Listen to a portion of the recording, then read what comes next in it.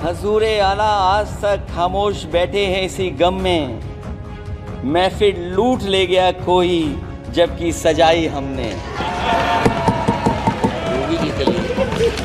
15 अगस्त 1947 अगर उपनिवेशिक राजनीति से आज़ादी का दिन था तो 4 जून 2024 देश के लिए सांप्रदायिक राजनीति से आज़ादी का दिन रहा। ये सांप्रदायिक राजनीति के अंत और सामुदायिक राजनीति की शुरुआत है। जहां सांप्रदायिक राजनीति का अंत हुआ है, वहीं सामुदायिक राजनीति की शुरुआत हुई है। सबसे अच्छी बात हुई ये है कि इस चुनाव में सांप्रदायिक राजनीति हमेशा के लिए हार हो गई।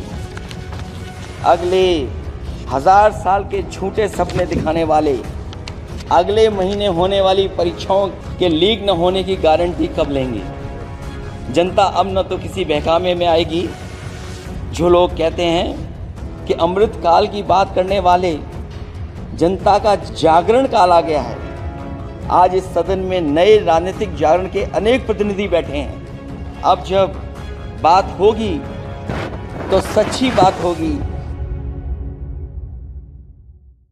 नमस्कार, मैं रवीश कुमार। लोकसभा में जब तक अखिलेश यादव बोलते रहे, सत्ता पक्ष से नियमों की किताब लेकर सत्यापित करने की आवाज सुनाई नहीं दी।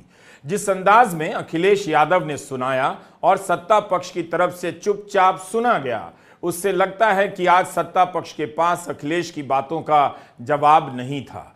वह अपनी आक्रामकता से अखिलेश यादव को उस तरह से नहीं घेर पा रहा था जिस तरह से राहुल गांधी को घेर रहा था, क्योंकि अखिलेश यादव धर्म के टर्फ से अलग होकर उन मुद्दों पर बोल रहे थे जिसे नकारना बीजेपी के लिए आसान नहीं होता। राहुल गांधी के भाषण की एक एक पंक्ति में तथ्य खोजा जा रहा था और सत्यापित कराने की जिद पर बीजेपी अड़ी हुई थी। लेकिन अखिलेश यादव के समय क्यों चुप नजर आई? उसी सदन में अखिलेश यादव सरकार की तमाम योजनाओं की पोल खोलते रहे, मगर सत्ता पक्ष ने तथ्यों को चुनौती नहीं दी। कम से कम कोई इतना तो कह देता कि अखिलेश यादव सदन को गुमराह ना करें। यूपी में जो एक्सप्रेसवे बन रहा है उसमें केंद्र का भी पैसा है। मोदी जी केवल उद्घाटन करने नहीं जाते हैं बल्कि यूपी के लिए पैसा भी भिजवाते हैं। और उसी उत्तर प्रदेश के साथ कितना बड़ा भेदभाव, उत्तर प्रदेश के साथ बड़ा भेदभाव। मुझे याद है वो दिन जब प्रधानमंत्री जी एयरफोर्स के सबसे भारी वाहन हवाई जहाज से उतरे थे सड़क पर। वो अलग बात है कि उस प्रदेश के मुख्यमंत्री उनके साथ नहीं बैठ पाए थे, लेकिन वो एक्सप्रेसवे जो बना था और आज भी जो उत्तर प्रदेश में बन रहे हैं, वो उत्तर प्रदेश के बजट से बन रहे हैं। लेकिन दिल्ली की तरफ से कोई एक्सप्रेसवे अभी नहीं दिया गया है। न केवल इंफ्रास्ट्रक्चर में भेदभाव हुआ है, बल्कि हमें याद है कि प्रधानमंत्री जी ने बड़े पैमाने पे गांव गोद लिए थे। और सोचिए, अगर देश के प्रधान सांसद अगर किसी गांव को गोद ले लें और उस गांव की तस्वीर न बदले, तो शायद मैं नहीं समझता हूं कि किसी गांव की तस्वीर 10 साल में बदली होगी। प्रधानमंत्री मोदी ने बनारस में जयापुर, कुरुहुआ और सेवापुरी ब्लॉक को गोद लिया है। मीडिया रिपोर्ट के अनुसार जिले में सांसद आदर्श ग्राम की संख्या 8 बताई गई है। कम से कम बीजेपी के सदस्यों को सदन में उठकर अखिलेश यादव की इस बात को चुनौती देनी चाहिए थी और अपना रिकॉर्ड सामने रख देना चाहिए था कि इन गांवों का बहुत ही कायाकल्प हुआ है। लेकिन राहुल गांधी की हर दूसरी तीसरी बात पर नियम लेकर उठने वाले सांसद अखिलेश यादव की इन बातों पर नहीं उठ पाए, ना सत्यापित करने की मांग कर सके। अखिलेश यादव ने गंगा की सफाई को भी जुमला बताया और सत्ता पक्ष से किसी को गुस्सा नहीं आया। काशी को क्योटो बनाने का दावा किया गया था, जापान से समझौता भी हुआ, लेकिन आज तक काशी क्योटो नहीं बन सकी। काशी के कितने लोगों ने क्योटो देखा होगा कि कैसे इस शहर ने अपनी विरासत को बचाया है। क्योटो का संरक्षण मील का पत्थर माना जाता है, लेकिन क्या जब काशी विश्वनाथ कॉरिडोर बना तब काशी की विरासत को बचाने के लिए क्योटो से कोई सीख ली गई? अखिलेश यादव पूरे चुनाव के दौरान बनारस को क्योटो ही कहते रहे। आज सदन में भी क्योटो ही कहा। अगर उत्तर प्रदेश की बात न हो, क्योंकि अध्यक्ष महोदय सबसे बड़ा प्रदेश जहाँ है, उसने हर बार दूसरे दल को समर्थन देकर के सरकार बनाई। मैं उन्हीं लोगों से कहना चाहता हूँ कि लोग क्योटो की फोटो लेकर बनारस की गलियों से लेकर के गंगा जी तक ढूंढ रहे हैं। उनको लगता है जिस दिन माँ गंगा साफ हो जाएंगी, शायद उस दिन कहीं क्योटो उसकी गोद में कहीं मिल जाएगा। बनारसी लोग चाहते हैं कि कोई गंगा जी के भी तल में उतरकर उसका दर्द भी जाने। उत्तर प्रदेश की जनता का बस यही आग्रह है कि जिस गंगा जल को हाथ में लेकर सच कहने की कसम खाई जाती है, कम से कम उस गंगा जल से तो झूठ ना बोला जाए।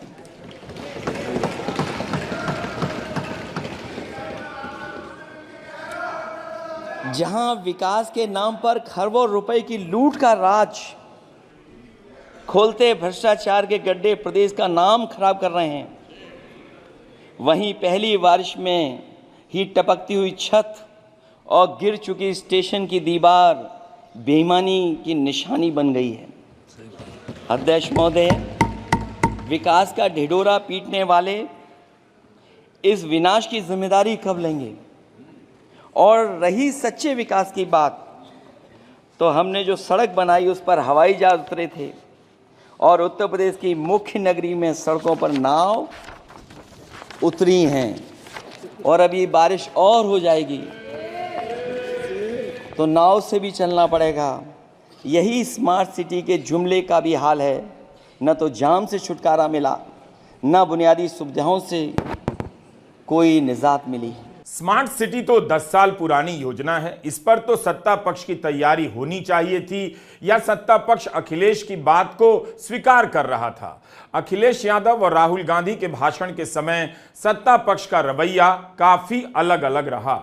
अखिलेश यादव ने गंगा सफाई अभियान की पोल खोली, लेकिन किसी ने उठकर नहीं कहा कि गंगा साफ हो गई, आप गंगा का अपमान नहीं कर सकते, आप हमारी आस्था को ठेस पहुंचा रहे हैं। अखिलेश यादव ने कहा कि 5वीं बड़ी अर्थव्यवस्था का दावा कर रहे हैं, लेकिन लोगों की आय कितनी कम है, इस पर भी तो बात कीजिए। केंद्र की तरह अब यूपी में भी दावा शुरू हो गया है, $1 ट्रिलियन की इकॉनमी बनाएंगे, लेकिन इसके लिए हर साल यूपी की जीडीपी को 35% की दर से बढ़ना होगा, जो मुमकिन नहीं है। हम लोगों ने तो अध्यक्ष महोदय देखा है कि अगर दिल्ली की सरकार ने कहा होगा कि $5 ट्रिलियन की इकॉनमी बनेगी, तो जहां से प्रधानमंत्री जी चुन करके आते हैं, वहां का प्रदेश के सरकार भी कह रहे कि हम $1 ट्रिलियन इकॉनमी बना लेंगे।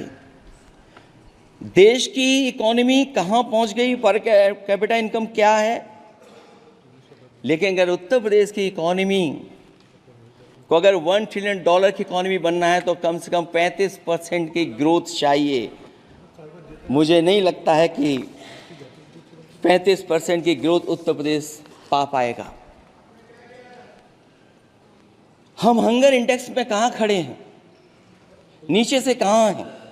जो 5th लार्जेस्ट इकॉनमी की बात कर रहे हैं, वो इनइक्वालिटी के पैरामीटर पे कहाँ खड़े हैं, वो हैप्पीनेस इंडेक्स में कहाँ खड़े हैं। और जो लोग चुनाव को अपने तरीके से मोड़ते हैं, मैं उन्हें कहना चाहता हूं कि अध्यक्ष महोदय, इस चुनाव के परिणाम ने तोड़ने वाली राजनीति को तोड़ दिया है और जोड़ने वाली राजनीति की जीत हुई है। इस चुनाव में धन छल बल की नकारात्मक राजनीति की शिकस्त हुई है। ये चुनाव जो देश का हुआ, ये सकारात्मक राजनीति का नया दौर शुरू हुआ है। इस बार प्रो कॉन्स्टिट्यूशन वालों की जीत हुई है। हम मानते हैं संविधान ही संजीवनी है, उसी की जीत हुई है। ये संविधान मंथन में संविधान रक्षकों की जीत हुई है। अब ऊपर से नीचे की राजनीति का अंत हो गया है। अब नीचे से जो समाज की जो आवाज़ उठेगी, वही राजनीति का आधार बनेगी। मैं कहना चाहता हूं कि देश किसी की व्यक्तिगत महत्वाकांक्षा से नहीं, जन आकांक्षा से चलेगा। मतलब अब मनमर्जी नहीं, जनमर्जी चलेगी। इस चुनाव का बड़ा पैगाम यही है। समाजवादी पार्टी के राष्ट्रीय अध्यक्ष ने यूपी से लेकर दिल्ली तक में हो रहे पेपर लीक पर भी सरकार को खूब घेरा, लेकिन तब भी सत्ता पक्ष से किसी ने उनसे नहीं कहा आप सत्यापित करें, आप सदन को गुमराह कर रहे हैं, ऐसा ना करें। जब तक अखिलेश यादव बोलते रहे, सत्ता पक्ष उन्हें सुनता रहा। अखिलेश यादव ने कहा कि 10 साल में शिक्षा परीक्षा माफिया पैदा हो गए हैं, तब भी सत्ता पक्ष से किसी ने नहीं कहा कि यह गलत है, योगी जी ने माफिया राज समाप्त कर दिया है, इसे सदन की कार्यवाही से हटा दीजिए। देश के प्रधान सांसद जी ने अनाथ पशुओं के बारे में बहुत कुछ कहा था। अनाथ पशुओं की समस्या से छुटकारा दिलवाने के लिए कब वादा किया हुआ, लेकिन कई चुनाव बीत गए हैं, अभी तक गन्ने का भुगतान 2 हफ्ते का वचन जो दिया था, कहां दिया था? अब तो वचन देने वाले को भी याद नहीं है। हर बात को जुमला बना देने वाले लोगों के ऊपर से जनता का भरोसा उठ गया है। इसीलिए बहुमत की सरकार नहीं है, ये सहयोग से चलने वाली सरकार है। डबल इंजन के नाम पर उत्तर प्रदेश को टकराहट के सिवा कुछ हासिल नहीं हुआ है। उत्तर प्रदेश में प्रभुत्व की लड़ाई 2 लोगों को आपस में लड़ा रही है, लेकिन उसकी मार जनता को सता रही है। पिछले 10 सालों की उपलब्धि बस इतनी रही कि एक शिक्षा परीक्षा माफिया का जन्म हुआ। अध्यक्ष महोदय, जिस समय चुनाव में थे और उत्तर प्रदेश में वो हालात देखे हैं कि नौजवान जब भी तैयारी कर करके जाता था और परीक्षा दे करके लौटता था तो उसको पता लगता था कि पेपर लीक हो गया। और उत्तर प्रदेश में केवल एक पेपर लीक नहीं हुआ है, जितनी भी परीक्षाएं हुई हैं सब पेपर लीक हुए हैं। केवल उत्तर प्रदेश ही नहीं, मैं माननीय सांसद की तरफ से सुन रहा था, कई ऐसे प्रदेश हैं जहां पर परीक्षाएं देने तो बच्चे गए, लेकिन वहां भी पेपर लीक हो गया। और अभी जब 4 जून को रिजल्ट आया, उसके बाद जो बात उठी है, देश की सबसे प्रेस्टिजियस परीक्षा, उसका भी पेपर लीक हो गया। और आखिरकार ये पेपर लीक हो क्यों रहा है? सच्चाई तो ये है कि ये सरकार पेपर लीक इसलिए करा रही है कि सरकार नौकरी नहीं देना चाहती, रोजगार नहीं देना चाहती, उन नौजवानों का भविष्य नहीं बनने देना चाहती। पिछले 10 सालों की उपलब्धि बस इतनी रही है कि एक शिक्षा परीक्षा माफिया का जन्म हुआ है, जिसने तथाकथित अमृत काल में युवाओं के भविष्य की आशाओं को ही जहर दे दिया है।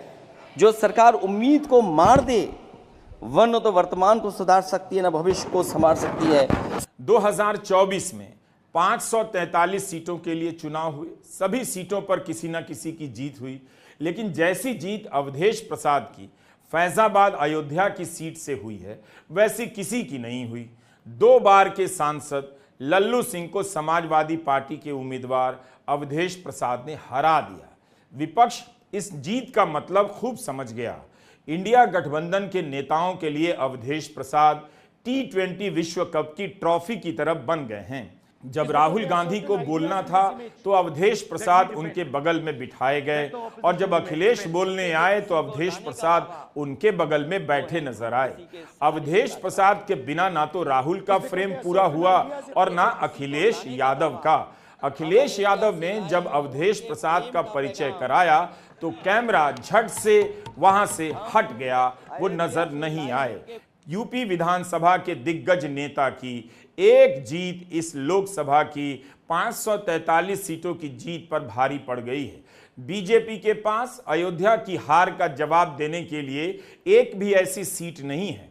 अवधेश प्रसाद 50,000 मतों से ही तो जीते हैं, मार्जिन बहुत ज्यादा नहीं है। केवल अयोध्या ही नहीं, इस क्षेत्र की 9 में से 5 सीटें बीजेपी हार गई।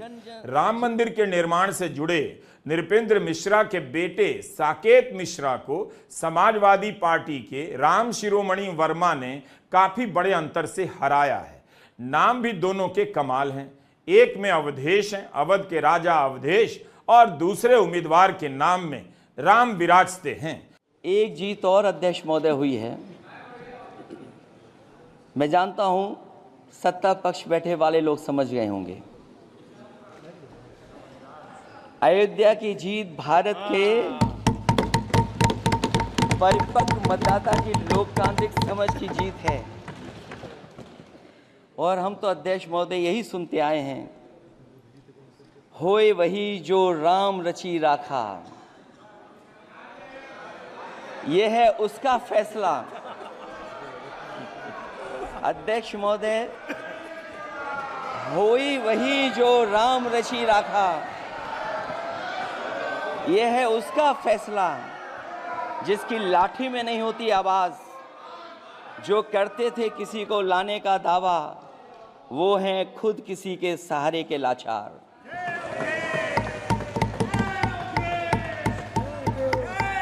अध्यक्ष महोदय, मैं फिर कह देना चाहता हूं, होए वही जो राम रची राखा, यह है उसका फैसला जिसकी लाठी में नहीं होती आवाज। जो करते थे किसी को लाने का दावा, वो हैं खुद किसी के सहारे के लाचार। हम अयोध्या से लाए हैं उनके प्रेम का पैगाम। हम अयोध्या से लाए हैं उनके प्रेम का पैगाम, जो सच्चे मन से करते हैं सबका कल्याण। सदियों में जन जन गाता है जिनके गान, अभय दान देती जिनकी मंद मंद मुस्कान, मानवता के लिए उठता जिनका तीर कमान। अध्यक्ष महोदय, जो असत्य पर सत्य की जीत का है नाम, उफनती नदी पर जो बांधे मर्यादा के बांध, वो है अवध के राजा पुरुषोत्तम प्रभु राम। हम अयोध्या से लाए हैं उनके प्रेम का